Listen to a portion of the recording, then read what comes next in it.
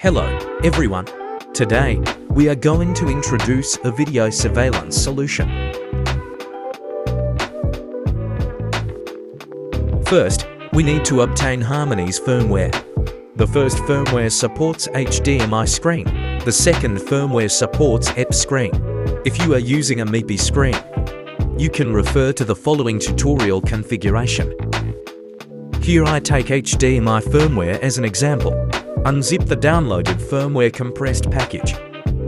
If you haven't installed Rockchip's USB driver and green burning tool yet, here are detailed installation graphic tutorials.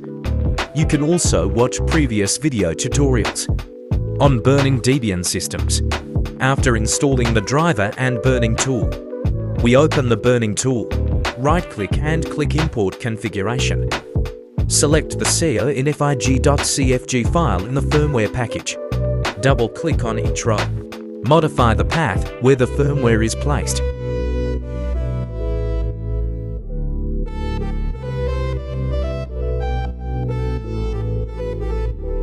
At this time, the burning tool prompts that we have not found the device. This is because the development board has not been connected to the computer yet. We first set the DIP switch on the back of the development board to 1. Use a dual-port Type-E cable to connect to the development board and computer respectively. Have to be aware of is the programming port of the development board is the lower USB interface near the power supply. Then we press and hold the recovery button of the development board.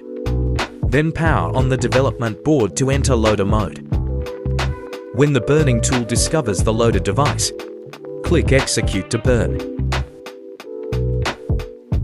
After burning is completed, through the display, we can see that Harmony OS has been successfully started.